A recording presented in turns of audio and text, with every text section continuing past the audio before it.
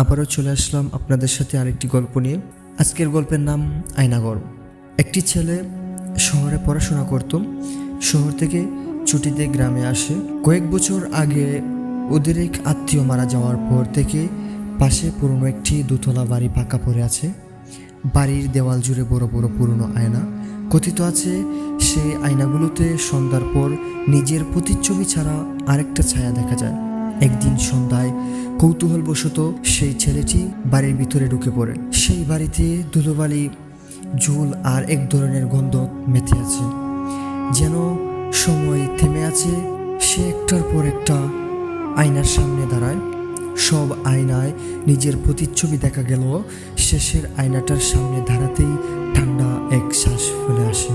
সে দেখে আয়নার ভিতরে সে হাসছে, কিন্তু সে নিজে হাসেনি। এরপর থেকে সেই ছেলেটির জীবনে নেমে আসে অদ্ভুত সব ঘটনা। রাতে আয়নার সামনে দাঁড়ালে দেখা যায় তার পিছনে কেউ দাঁড়িয়ে আছে। যখন পেছনে তাকায় কেউ নেই, কাউকে সে দেখতে পায় না। আয়নায় দেখা যায় মুখ বাঁকা করে একজন নারীর ছায়া, যার চোখে ছিল ঘৃণা আর যন্ত্রণার আগুন।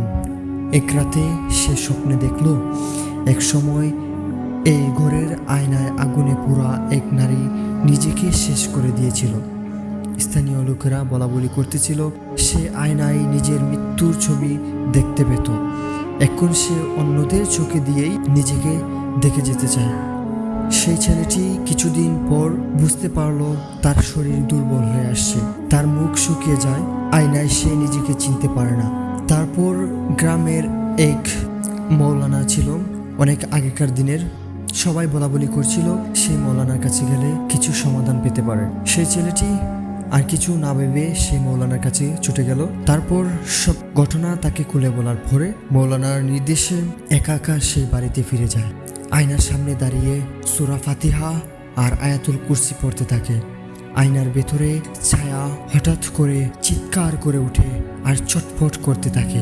এক ঝলক আলো পুরা ঘর কেঁপে ওঠে। পরদিন সকালে লোকজন দেখে আয়নার ঘরটা ভেঙে পড়েছে, ভেতরে কেউ নেই। সেই ছেলেটি কয়েকদিন পর ফিরে আসে শহরে, কিন্তু এখনো মাঝে মধ্যে আয়নায় তাকালে সে নিজেকে দেখে, কিন্তু চোখের মধ্যে মনে হয় কেউ যেন লুকিয়ে আছে। আজকের গল্পটি এখানেই শেষ করলাম। ভালো থাকবেন সবাই, দেখা হচ্ছে আগামী পর্বে। আসসালামু আলাইকুম।